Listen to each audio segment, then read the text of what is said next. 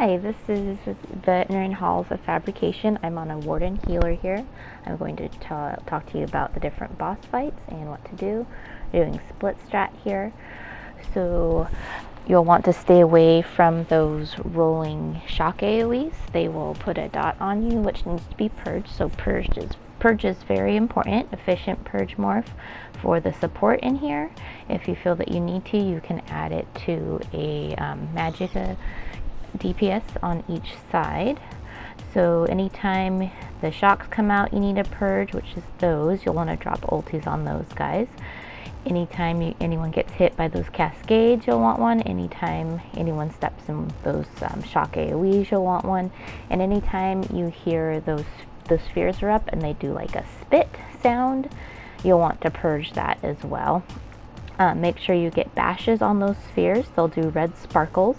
So you can either have someone range interrupt with like crushing shock, your tanks can be responsible for it, or you can run up and bash it like I just did right there. So as you'll see, as a healer, I am purging a lot, and I usually do double purge twice in a row to make sure that it hits everybody. The shocks do a lot of damage, so make sure you're keeping out heals at this time as well. I am trying to put Elemental Drain, Olorime, and flies on each side, so that's why I'm stepping away a little bit, but generally you want to stay together on your groups. You'll have a tank, a healer, and 4 DPS on each side. Another option is the middle strat, where you would want to kill the one boss until about 20%, and then swap who you focus and keep them on the sphere that you're focusing. But I prefer the split strat right here, as long as you can keep your damage even, so that everyone can be responsible for different spheres and the fight goes a lot faster. I just got hit by a one shot, which is someone not interrupting the sphere, so that got me, so you just got to be careful with that. This fight's actually not too bad as long as everybody stays together. There's purge going out and you try and avoid all of the shock that's going on. If the bosses are connected, the damage is a lot worse. Okay, so that boss is already done. This is the pinnacle right here, and you'll want to avoid those shocks again. You can block that cone, which about 5 of those people didn't. The steamer is held by the off tank in the center right there, so he can die with cleave. He died relatively quickly. You do not want to stand in that steam no matter who you are. So especially the off tank, when you're holding him there, you'll want to sidestep the steam back and forth. You'll see those meteors that were falling down. You'll not want to stack those on your friends, so just soft stack, because the more you get in one spot, the more it hurts. The boss will teleport to the furthest person and drop that shock AoE, which you do not want to stand in. If you do happen to die in it and get rezzed, you can stand up and run out quickly. So I'm going up to press the button. There are only 3 DPS up there. They'll call for west up. I go up, I say west up, and I press that button. So every time he calls for the runners to go up, then you'll want to make sure that 3 DPS go up.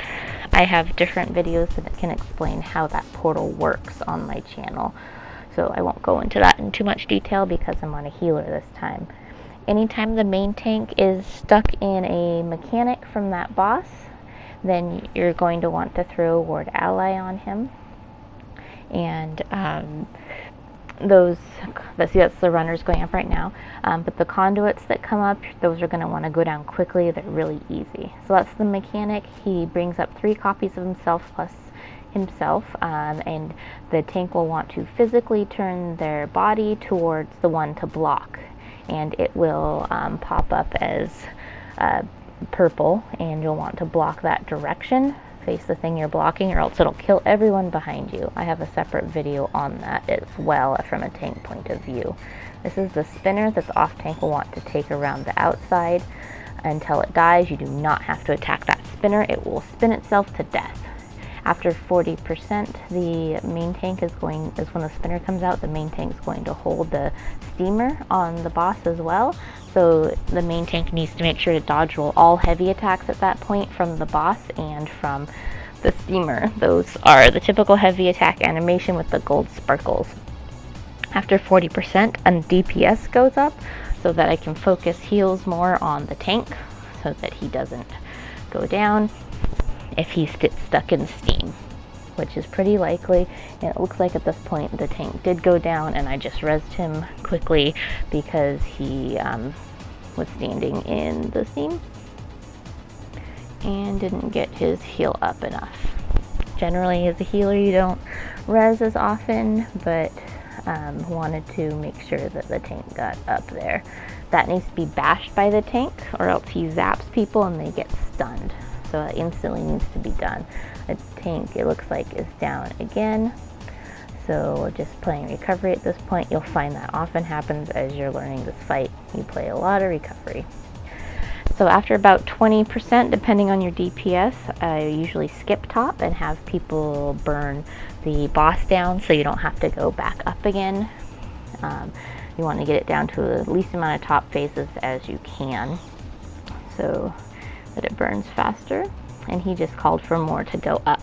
So as you can see, we're below 20%, so that got skipped. I did just dodge roll through that steam because I was trying to avoid the shock and got myself killed. So don't do that. You definitely don't want to get hit by that steam. Okay, so that one is over. Now is the spider boss. These are the adds. The one tank, the off tank, will go to the right and gather all the adds, go fully around the circle, and meet us where we're going to near where the boss spawns. So usually, I'm not including add pulls on this, but this is part of this boss fight as far as I'm concerned. Those spinny wheels, you can dodge roll through them to not get the bleed. So make sure that when your healers keep up the heals all the time in here. Purge is very helpful to get rid of that bleed as well. Or the Templar Purify from the ritual. These spiders right here, when they die, some of them have a shield, and if you're standing in that shield, when they die, you die. So if you see that person just died to that. So usually I try and move around to stay away from that. Okay, so this fight, you'll want as much damage as possible. Usually the DPS will go to infused jewelry and Balorg's helm monster set so that you can get as much push as possible. And we're going to alternate the support doing warhorns. Always keep your warhorns up, but we'll do one warlord per pylon. The main tank pulls the lever and debuffs the boss and buffs the group, and the off tank is going to go back to just behind us, the area where the adds are going to spawn. DPS never want to stand in front of those adds or they will get killed. So here comes the boss. He takes a hot minute to get down the hallway here, so make sure you're leaving all of your dots down. You can get all of those going, and then when it gets pulled, then you're going to be killing the crap out of that boss. A couple of spiders just showed up because the adds are glitchy. Those spiders aren't supposed to be there during the fight if you cleared the room properly and if sauce cooperates. So we're going to kill these adds here and turn around right when it's time for that pylon, shock pylon on the right, to be pulled. Then you're going to burst that guy down and then keep going. Repeat. If the adds are not dead by the time the boss gets here, then the tank will want to bring them onto the boss, and then the tanks can switch. You don't want to take taunt from each other and swap adds because they often ignore you. So then the off tank will be pulling the switch and the main tank's holding the adds. So we're trying to get these guys down pretty quickly. I try not to skip pylons if you can help it, but if you need to, you certainly can skip one. Okay, make sure that also when you're pulling this pylon that you wait till the boss is really close, so you can see right there, because the shock removes his shield. And you just keep DPSing right there. We'll keep going with another add phase. You want to get this down in the least amount of pylons as possible. So they pulled the adds away, hoping that we were going to finish off the boss here, but we didn't with 2%. So there are more adds. Those adds are now enraged and shielded. Definitely do not stand in front of them. Make sure you keep massive heals on the tank that's holding those, because they will get very angry. So I'm just spamming heals on this guy right now. The boss is down, but we still have to kill these adds because they were close enough. So he's got a bleed on him. He really needs to get a purge or something, but he's not getting that. It's not something generally you keep on. Tanks can keep it on for themselves. I'd suggest that. Okay, so this one's the triplets fight. You'll want to stack them in the center first so you can get them hit with as much damage as possible. So the tanks, one will be taking the reducer, and one will be taking the reactor. You want to take them far enough away that they're not connected. When they start shooting those beams from over their head, the tanks swap. So usually after about 3 or 4 of those, you get to overheat when you get to about 8 to 10. And you'll swap. So the tanks will say swap 3, 2, 1, and then the tanks will run to the either side. You're supposed to keep the bosses separated, but tanks are still learning here, so that's not always the case. If you do happen to have the tanks go down, then have whoever happens to have gotten aggro of the boss run away from the other ones and try and keep them in their position so they don't get connected. So anytime they get connected, they're going to hurt a lot more. So you can see that they got to the point where they're getting shielded. So you want to watch closely the percentages on this fight. You want to stop damage about 73, 74 this first time. And then you'll bring them into the center. When they get connected, when they're shielded, it removes their shield. They kneel down, and then you start the whole process again. So the next percentage we're looking at after, because they actually get shielded at 70, is 40. So you're going to be looking for about 43, 44 to stop damage. When the boss in the center is lit up like that, you'll have ads. You want to kill them before they get to the center, because if they reach the center, they're going to run out and bomb a random person. You can see that rolling fire coming from the reducer. Anytime that comes out, you're going to want to purge that because it does put a slow dot on people. That hurts. So you want to really, on this fight, pay attention to the boss percentages. You want them to all be about even. So I'm trying to keep Ellie Drain and Olo on each side and flies to try and keep it even. And then when we're focusing the ads in the center, that's when I'm focusing the debuffs on there as well. The tank is down, so they're trying to get that res real quickly. There isn't much for tanks here that will hurt unless you stand in the grabby hands, if you don't block a heavy, or if you don't dodge roll a connected heavy. So anytime any of the bosses are connected together, you have to time that dodge roll of that gold sparkle heavy attack, or you are going to get killed for sure. Otherwise, there isn't too much need to block. You can actually regen your resources pretty easily here as a tank with heavy and light attacks in between those heavy attacks. Make sure that you have your own purge on for the tank so that you can purge the fire in case the healer's purge does not reach you.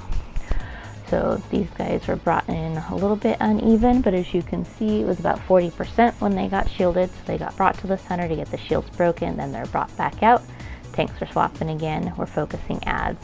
The next percentage that they're going to be shielded is 20, so you usually stop about 23, 24. You can stop a little bit sooner if you need to. You really want to bring them in just after the ads are killed in the center, because when they're connected, the ads will one-shot people if they get through. So if they're connected and not shot down, so that's what's happened right there, is the bosses got connected because tank went down and whoever had the boss kept them connected, so the ad one-shot me.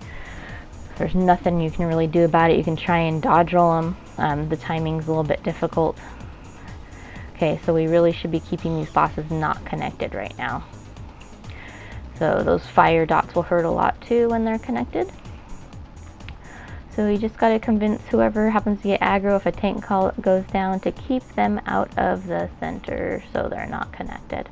So we're back to ad phase again. We don't want any of those getting through. And you're going to continue. You can see this boss is almost pushed. It's kind of glowing like it's gold. So they're brought to the center.